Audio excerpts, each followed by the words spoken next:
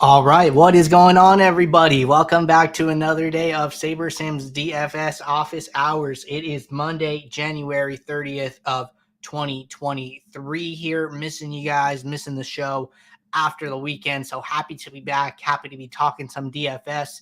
Looks like we got an 8-game and NBA slate tonight, as well as Justin Island NHL Showdown at 5 p.m. Eastern. So not a lot going on in the NHL streets today. Not too sure why. For those of you, who played DFS over the weekend, hope you guys enjoyed the 2-game NFL slate yesterday. Was a pretty crazy slate, all things considered, all the injuries and all of the interesting calls and the way the games went. So hope you guys found some enjoyment out of that and maybe won some DFS contests. But anyways, getting back to the show. For those of you who are new here, welcome. My name is Andrew, one of the coaches over here at SaberSim. This is a show where we go over how to use the SaberSim app, answer any and all DFS related questions that come in live in the YouTube chat or in the office hours channel in our Discord server. If you're not joined up in our Discord, there's a link in the description below to get joined up. Highly recommend it. As always, you'll be able to find sport-specific channels where you could talk, game theory for those specific sports, release notes, any new updates, bug fixes that go into the app. You'll see when our sims run, we pull in injury news. So a lot of value being in the Discord. But that being said, going to get SaberSim pulled up here. Looks like we had quite a few questions come in over the weekend. We love to see that. If you guys are building lineups, have questions, throw them in the office hours channel. That way they are here for us to get going. And then if you guys are tuning in and have questions, throw them in the live YouTube chat. We will get to all the questions before the end of the show. But here, first question here that came in from Gilliman. And Gilliman said, how do you set a group rule that says I want any player that has a value of 4.5 or more? So Gilliman, good question. The way I would do this, right, is I'm just going to make an adjustment here. I would go to lineup rules, and then I would go to add new rule. I would go to group for the rule type. I would go to automatic for the selection method. From there, it says going to say use at least one. I'm just going to leave that alone. That is exactly what you want. And then I'm going to leave group by unchecked. I'm going to leave all the positions checked. And then requirements. I'm going to add a requirement. This is a stat requirement. The first drop down is going to be value. Second drop down is going to be greater than. And then third drop down is going to be 4.4 because you said 4.5 or more. So putting it one less will allow 4.5 to be included in this. And then I'm just going to save this as an auto. You should just save it as an auto rule. If you want to look at the rule, you can save it as a manual rule. That way, if you save it as a manual, you can hit this little drop down here. It'll show the rule. You can hit this little pencil icon, and then you can see what the rule is doing. So according to, today's projections, there are 101 players over 4.5 value, and it is going to make sure at least one player from this 101 gets into every single lineup that you build. So rule looks great to me. Just going to hit save here and then going to leave it alone. So that is how I would write the rule. And then any of these rules that are checked and are not blacked out or grayed out, the builder will honor those when you go to build your lineups. But good question there, Gilliman. Just quick comment here from Franklin said, had a profitable weekend using the Sims. Thanks for the help, Andrew. Franklin, you're here regularly asking questions, learning. So congratulations on the success. I hope for continued success for you and any and all other users tuning into the show, asking questions, learning, and trying to grow their DFS knowledge. That is what this show is all about. All right. D King made a good comment. I just showed you guys one rule as to how to do that value stat requirement. D King said you could also set a filter to if you want no one under 4.5 value. That's another good option here. If you come into the home screen, you can hit this filter. You go to add filter, and then what I would do is I would do show players with value greater than 4.4. This will completely remove them from your player pool. We could sort by value here, descending, and then scroll down. And then anyone that is under 4.41 or 4.41 basically is grayed out now. So that is another way to do it. Thank you for throwing that out there. All right. Follow up from Gilliman also had one more question here. And he said, what about the automatic rules that group them together? Do you know how to do this? A group that will give you 1 to 3 players that are 10% or less owned. Okay, so I would do something very similar here. I would go to add new rule. I would go to group rule. I would go to automatic. And then I would say, how would I say? I think you're going to have to write the rule twice is my assumption here. So we're going to need use at least one, and then we're going to do a stat requirement where we're going to say ownership, my own, less than, and then I'm going to say 11% here. I'm going to save that. Let me get rid of this value one. That way we don't get tripped up here by anything. So I have one rule that says, use at least one player whose ownership is less than 11%. And then I'm going to do the same exact thing. And then I'm going to say use no more than 3 whose ownership, who's my own, is less than 11. So if you guys are looking for like a range of players, there's no way to do it within one rule. It'll just take 2 rules here. So let's actually run a build for this one because this one is a little trickier here. I'm going to remove this value filter that we added, and then I'm going to make 2 adjustments to player projections in the home screen so we can see those players right away after our build. So let's run 500 lineups here. Probably going to need a working build for some point today. So get this out of the way and start looking at some lineups. So lineups are finalizing right now. And here we go. Got our lineups. The rule said 1 to 3 players that are 10% owned or less. We actually made it 11. So here, we can see Patrick Beverley is supplying the rule here at 10.5. We have 2 players here under 10%, Bates Diop and Wendell Carter Jr. So you can just spot check these. These look to be working just as intended. I'm saying, 1 to 2 players under that like 11% threshold that we set. So I would write the rule like this. You can spot check the lineups and make sure everything looks good. But looks good on my end. So glad we were able to get that one out.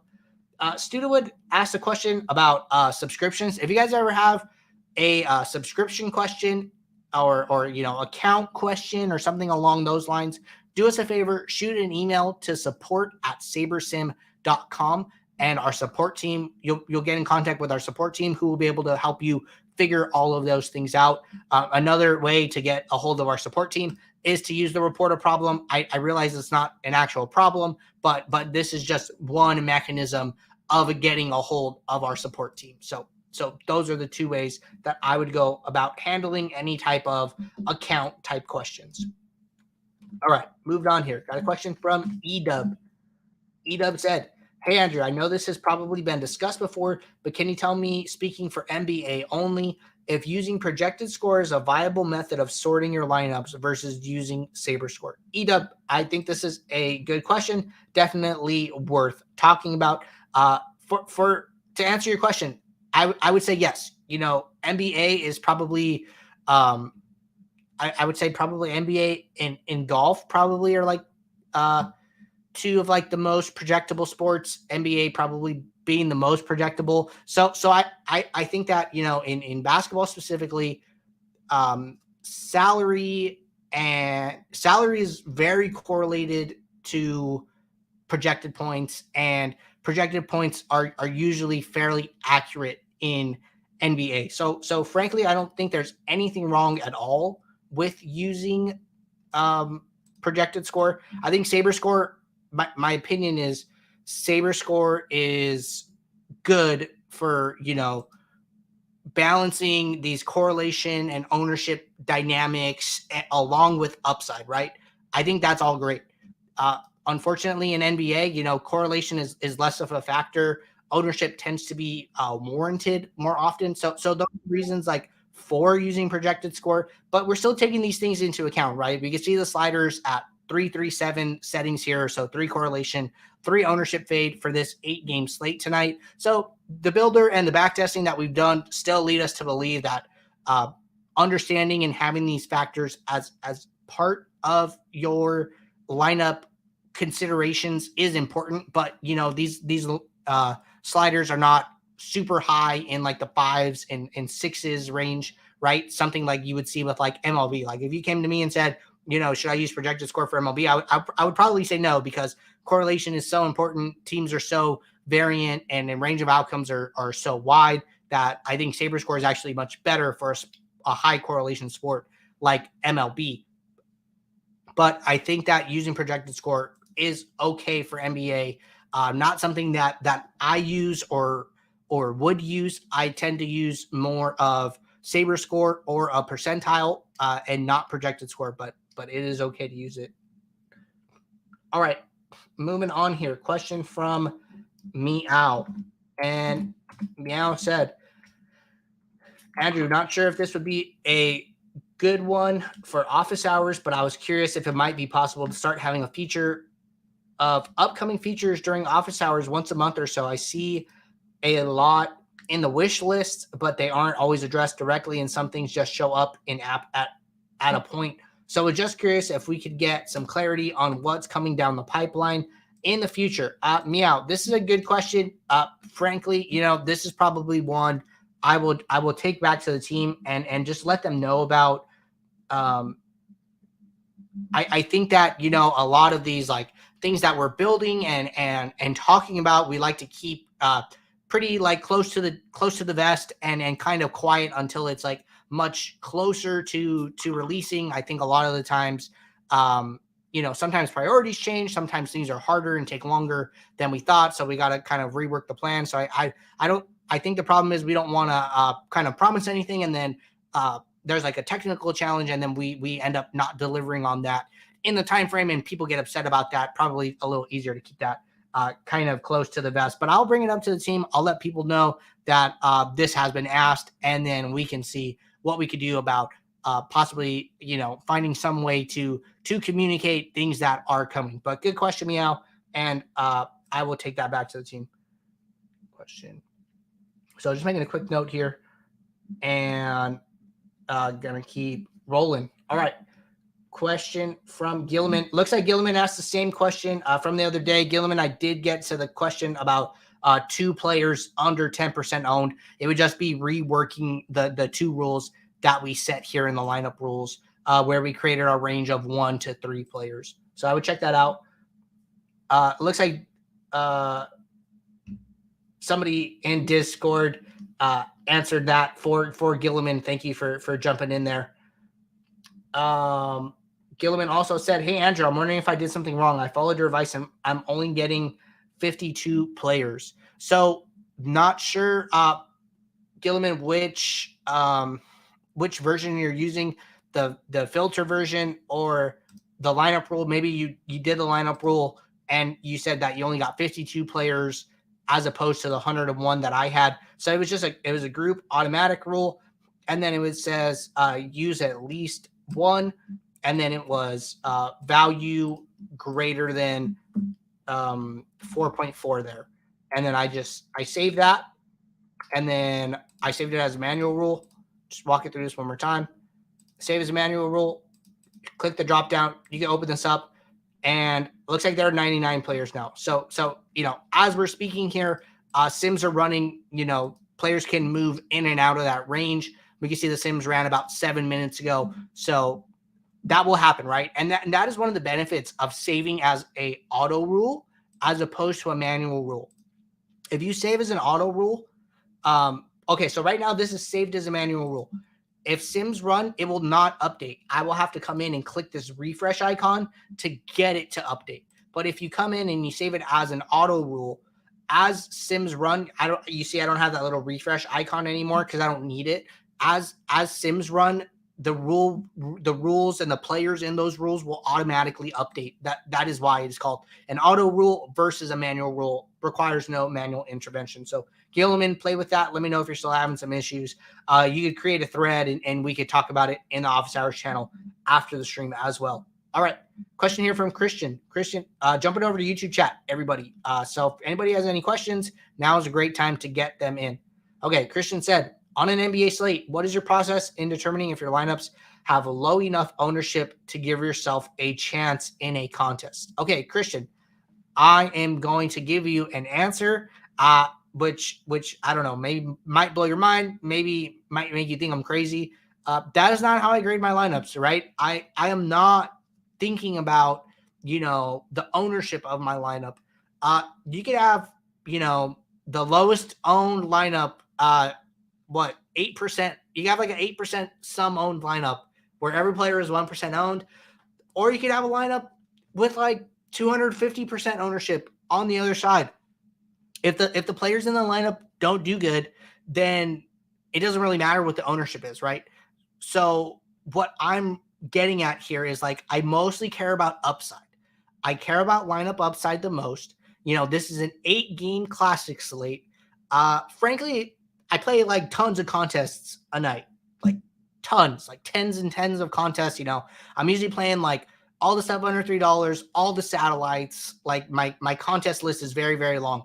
I never see anybody do it. It is really rare. And sometimes I'll see players with like the same points, but then it's just like different combinations of players that just so happen to get to the same sum. Like I think the chances of duping on an NBA classic slate above 2 games is actually very low. And so I'm not considering, how much ownership my lineup has because I'm afraid of duping. Like I'm okay playing a very chalky lineup, and I bet it's probably still will not be duped. I think the builder does a really good job of handling this in and of itself. If you're worried about, having a lineup that is, I mean, I guess the question is like what is too chalky, right? We hear people talk about it. What is too chalky? To me, too chalky is like I'm playing Showdown and all of my lineups are like duped 50 times. Like, okay, that's probably too chalky. But pull up, go to Results DB, a free tool, and see how many times your classic slate lineups are duplicated. And I bet you it's like almost always 0. And who cares if you're like playing chalk in that instance, right? You can have a good ownership fade here, right?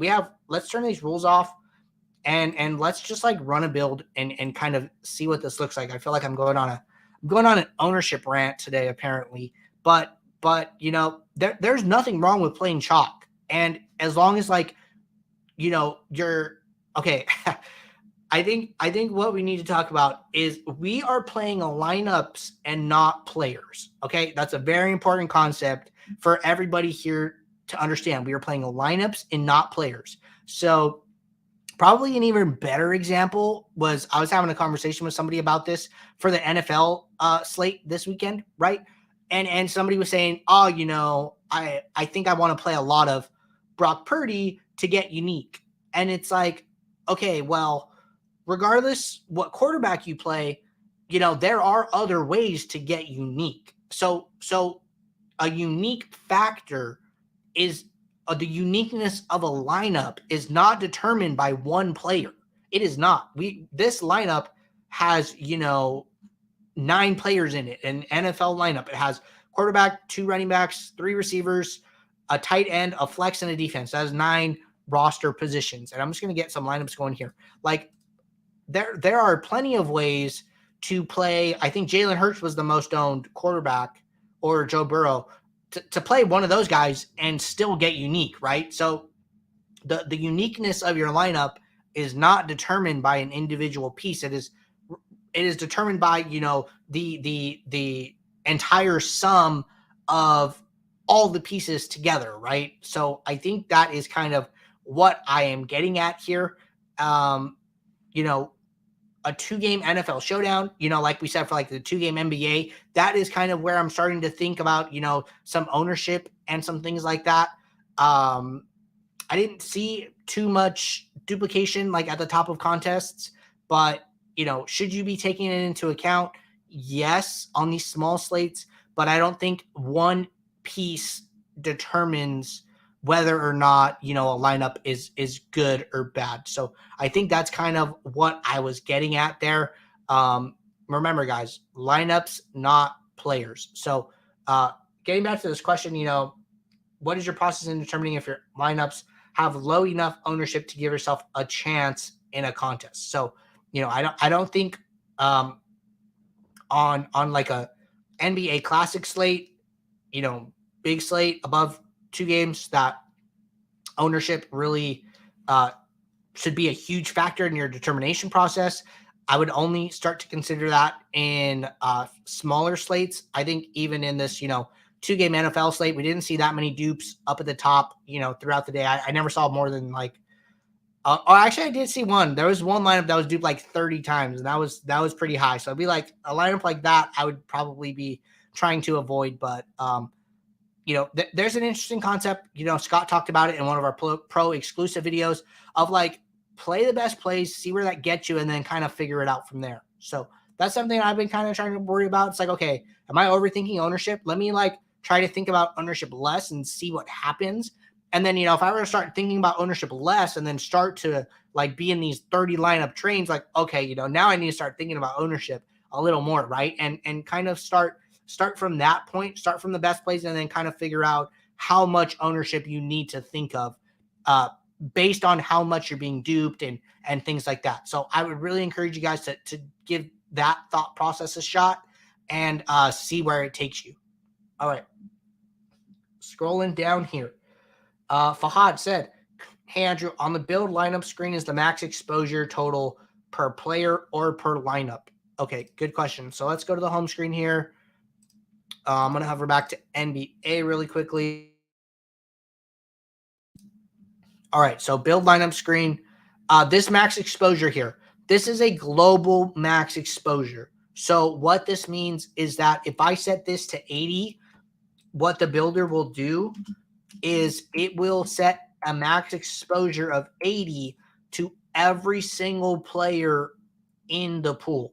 So no player can be used more than that number. So this is a global max exposure. It is not on a lineup level. It is not on, like some type of type of thing. I don't even know what that would look like, but this is global max exposure. So if we were just hit run build, when you would go into the post build, this max exposure would automatically be 80 for every player. That way you don't have to sit there and click it 100 times. So just so you guys know, good clarification question.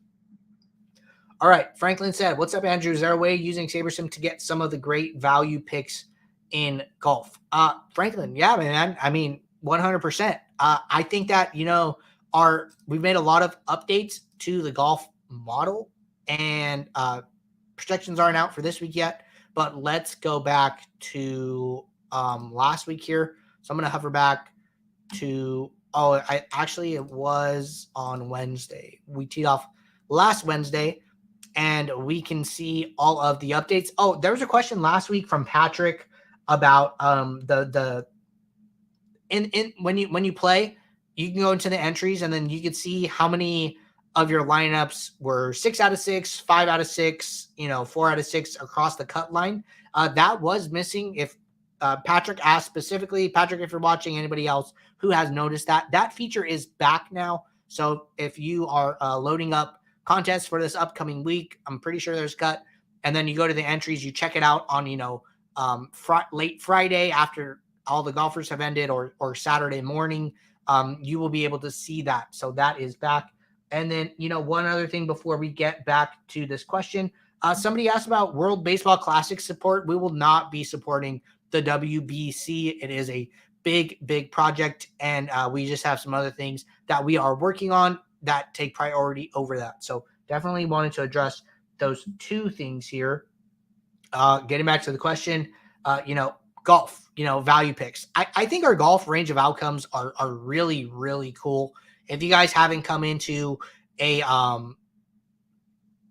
golf slate, you guys haven't opened up any individual players, not sure why the range of outcomes is not loading at the moment. It could be like because the tournament has ended or something like that. So kind of blows the thunder. Okay, so we got one. Maybe I wasn't letting it load long enough. But here, for Justin Thomas, we can see his range of outcomes, right? There is this big, bimodal distribution here where on the left, where he scores 20, 30, 40 points, and then this big gap, and then where he scores, high 50s to 60s to, his top range of outcomes. These values on the left here are when he misses the cut, when Justin Thomas does not make the cut line, and then all these other outcomes are where he does get across the cut line, and then probably at the highest ranges, where he wins the tournament. So I think this is really cool to look at. If you're not simulating the tournaments, then you're not able to come up with these distributions. These golfers are far from normally distributed, and a normal bell curve looks nothing like this. So I think that our ability to simulate the golf events, figure out how often these guys are making the cut, how often they are missing the cut, and coming up with those values helps us a lot in determining, who are good value plays and who do good on a week-to-week basis, right? So every tournament is different. There will be a lot of recency bias in golf, a lot of steam. The builder is agnostic to all of that. It is kind of up to you to make some of those adjustments. If you're, listening to golf podcasts and hearing guys getting steam, etc., come in here and make some manual adjustments to ownership, just some notes on that. But, I think that if you come into it here and look at the sliders, right, our sim diversity is going to be very high. And as sim diversity gets higher, we are taking smaller and smaller buckets of sims to build your lineups. So by that effect, you are going to find instances where players who are, in the 7,000 salary, in the 6,000 salary, you're going to find instances where these players do well. And I don't know who played particularly well this last week. It looks like Ricky Fowler tied for 11th. That's probably a good score by the end of the weekend. So would imagine he did pretty well. But being able to bucket the sim so small, take those small sample sizes will ultimately help you find higher upside value plays. You could crank this up to 9. You can crank this up to 10, where you're taking single tournament instances and building your lineup one at a time that way. As this diversity slider, goes up, the volatility of the lineups increases. So I would, make sure you're aware of that and taking that into account in your bankroll allocation, in your contest selection, etc. But I think, the sim diversity is high. Our range of outcomes are very good. You could increase this if you like. This sim diversity slider is the best way to find good value plays, in my opinion. All right. Aaron said, any way to use the sims for prop betting? Frankly, so we just released our NBA prop plan either last week. I think on Monday of last week we released our NBA prop plan. If you're on the pro plan, you have the ability to add the NBA props as an add-on, where we send up to 10 props in a NBA prop Discord channel where you could play those plays. We're doing that every single day of the week, Saturdays and Sundays included. We are sending the bets about an hour to an hour and a half before game time. And, the bets that we're sending are filtered down, far more than what just the expected stats that you see here. So if you're interested in prop betting, I would upgrade to pro, and then I would add the prop plan as an add-on to your account. If you have questions about it, you can email us at support@sabersim.com to learn a little more about it prior to signing up. But I think that everything you see in the app is more for DFS purposes and less kind of for prop betting. So I don't want to tell you just, take the expected stats and then, make a determination from there, because there are pricing factors to the props. Is it a money line bet? Is it like a I mean, not money line for props, but is it an even bet? Is it a minus 150? Is it a plus? How do the odds factor in? How much should you be wagering? None of that is in the app, right? And that is a lot for one person to kind of take an individual statistical point and figure out if a bet is plus or minus EV. We're doing all of that for you guys behind the scenes on the prop plan. So if you're interested in that, I would reach out to our support team and see how you could go about accessing that feature. All right. Fahad said, also, can you verify that Call of Duty is not fully supported? And if not, do you know if there are any plans to support in the future? Seems to be incomplete information. Okay, Fahad. So I will find that out, and I will post an update about that tomorrow in tomorrow's show. I'm pretty sure we have the slates loaded up here. So that it does look like we have the slates loaded up here, and we have all the correct salaries. So you could come in here and upload projections and build. We do not have COD sims, so you will not be able to do we do not sim it. So we will not have projections. We will not have ownership, etc. But it looks like the slates are loaded up here, so you could come in here, upload any information from outside sources that you're making yourself, etc., and build COD lineups and use the entry editor to manage those. So that is the update for COD support. All right. Kyle said, if I cancel my 7-day free trial, will I still be able to use the tools for the duration of the trial? Yes. Usually, when you sign up for a pro trial, that is set to cancel at the end of the period, and then you would have to go back and re-add it to your account. But I believe if you do the standard trial, that it will just continue once your trial is over. So if that's like a concern of yours, just send an email to our support team at support@sabersim.com, and they will be able to take care of you there. All right, Franklin said, hey, Andrew, an ownership question. Just playing League of Legends. What's the website to see when sims are rerun? Okay, so in the Discord, we have a lineup alerts channel where we have NFL, NBA, PGA, MLB, and NHL lineup alerts. It is like an automated process. When a sim runs, you can see it start, and then when a sim ends, you can see it end there. I do not see this feature for League of Legends. I'm actually not too familiar with it. So let's just go over here to League of Legends. And we do have a last updated time here. So it looks like the updates are not in the Discord. I can make a note of that. So LOL lineup alerts. I'm pretty sure these sims do not run that often, but I could see about getting it added. You can always see it here in the app next to projections, last updated, and then a timestamp. All right, Chase Holland said, is getting 1% of lineups into the top 1%, meaning I'm getting my fair share? Obviously, you want more than your fair share, but is them being equal good? So Chase, this is a good question. So frankly, I would say that, like you said, if you're getting 1% of your lineups into the top 1%, that is like the expectation for for the average player, right? If you're a bad player, then you're going to get less than that number. Then you're going to get, less than 1% into the top 1% over a long time. And then if you're better, if you're like an above average player, you're going to get more than 1% into the top 1% over a long period of time. I think where this gets really interesting is rake, right? So the contests that we're playing are raked anywhere from like 10 to 15%. Usually all the lower stakes stuff is like closer to the 15, 16% side. And then like all of the higher stakes stuff is closer to like 9, 10%. So you got to kind of beat the rake a little bit too. Anybody can tell me if like my understanding of this is a little wrong, but I think that you should be kind of shooting for something closer to like 1.2%.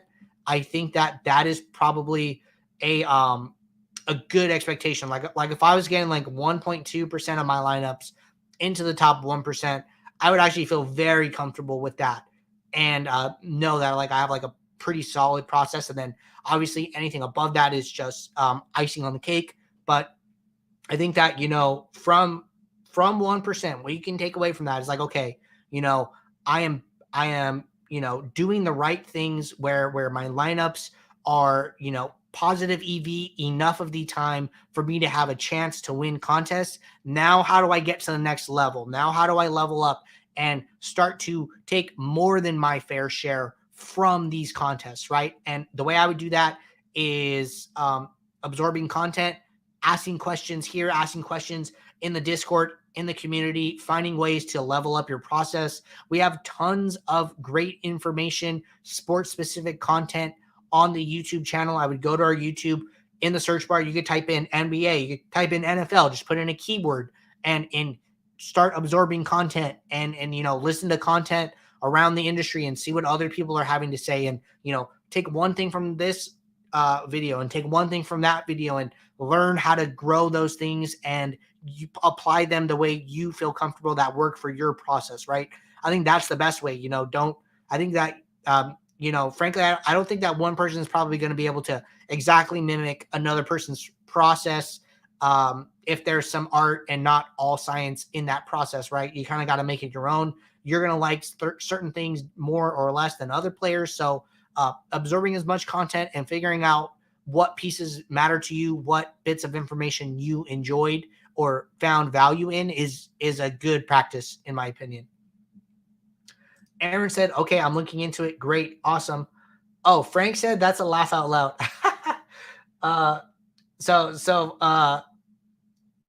There's a lot of League of Legends talk in the Discord that I read up on. But yes, so in the Discord, if you're not in our Discord, link in the description below. Get signed up, get joined up, and then there's a lineup alerts channel where you can see when the sims run for all of the contests.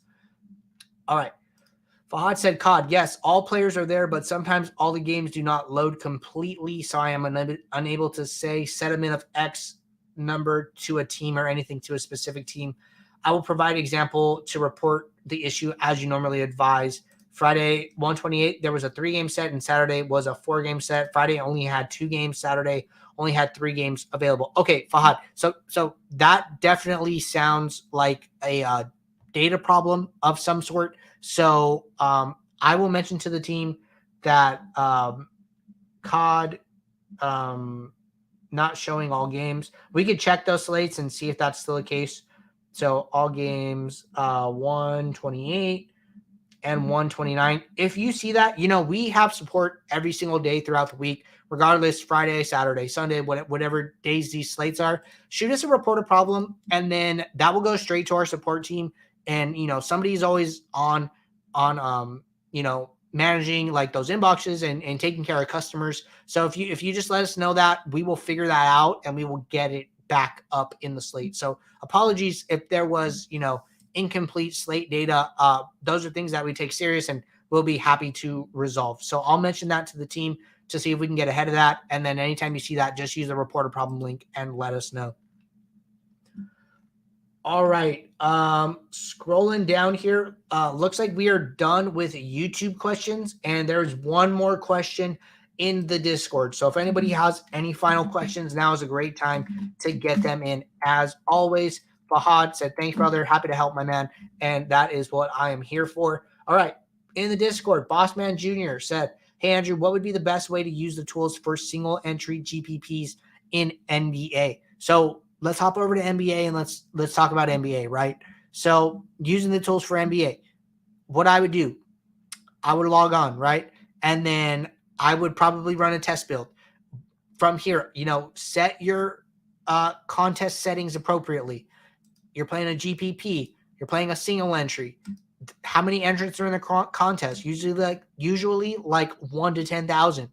Run a build and see what it's spitting out. See who the builder likes, see who the builder doesn't like.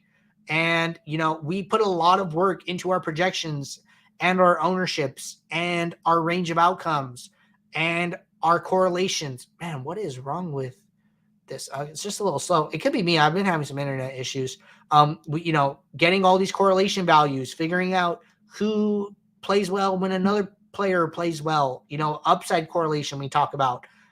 These correlation values you see, these are the average correlations across all of the sims. But like for Joel Embiid, we care about who does well or who does very poorly when he has his high upside outcome. So we narrow in on his high upside outcomes and look at those correlations when actually building your lineup. So there's like a ton of work that we are doing behind the scenes to make sure that we are getting you positive EV lineups right out of the gate. I highly recommend that, you guys can trust these projections and our ownership projections, and that we are, have a lot of checks and balances in place to make sure that we are putting out good data all the time, right? So I think that you can trust that, run your single entry and do risk management in the post build, right? This is not the single entry that we built, but your time is best spent in this screen managing min uniques.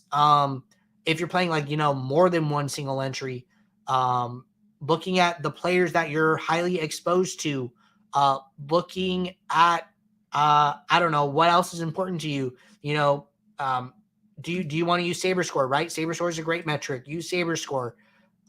So I think that, when you're building like a one lineup, there's probably not too much to do. I think that you could trust a lot of our inputs, but I would say, spot checking these lineups, maybe you want to look at like the top 10 lineups, right? And then you only want to pick one. Look at these lineups, figure out what values are important to you. And then make a determination as to, what lineup from your 10 that you want to play. Maybe you don't want to play a no stack lineup for whatever reason, right? As an example, like boom, you get rid of your no stack and then you come and look at this. Maybe you don't want to play any lineup that has a 3 stack, right? And then boom, you get rid of this lineup. And like you kind of filter this down, take the best one that makes you like feel the best to kind of root for from this, right? But then, you're going to have to think about late swap, right? So that's one thing I guess that we should probably talk about. Like when you are like picking a lineup, right? Look at the players that lock at the lock time, and then look at the players that do not lock at the lock time. So not sure who plays the first game, but when you guys play, NBA DFS, right? There's a lot of late swap opportunities. The best way I think mentally to think about this is that only the players that are locking at the start time are in your lineup. Everybody else is just a placeholder.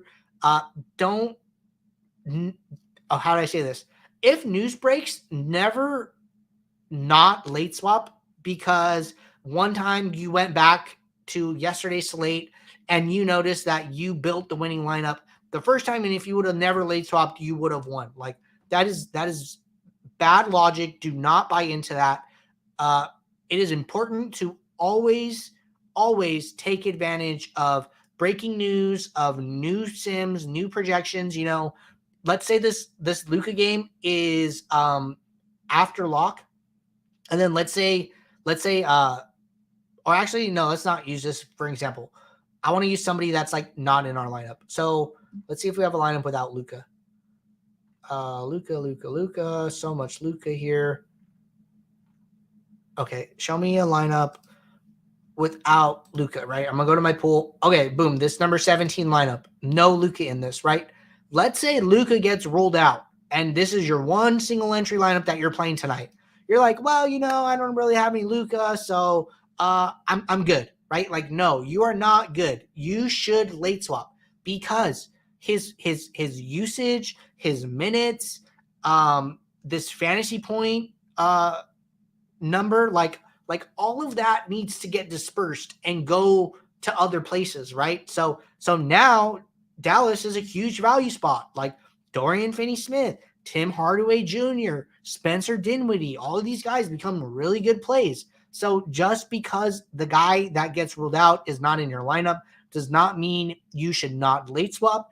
And then also, the best thing you can do is take advantage of that news. And if you are intentionally ignoring that news because you do not want to see this lineup do good, just the way you think about it, guys, is, let's say the Lakers are at lock in this lineup.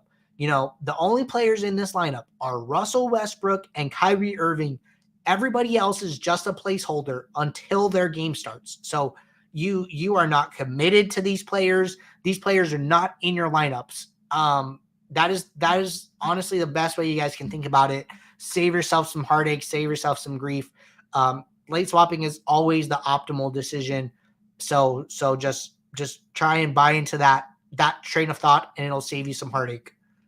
All right, but good question, Bossman Jr. All right, so that was our last question, guys. Hope you guys enjoyed the show. I feel like I went on some rants today about ownership, about late swap, but I really want to get those things across to you guys, and see if I'm here to help you guys. I'm here to answer questions. I'm also here to take feedback. So any things that I say that you guys have pushback on, we can start a discussion and we can talk about those things. And I'm happy to admit when I am wrong. So. But that being said, guys, we'll be right back here tomorrow, Tuesday, 2 p.m. Eastern, for our next show. If you guys are building lineups throughout the day, throw any questions that come across your mind in the Office Hours channel. Those questions really help us get going as people continue to tune in and jump into the show. So that always helps out a lot, everybody. But until then, I will see you. Good luck in your contests and take care.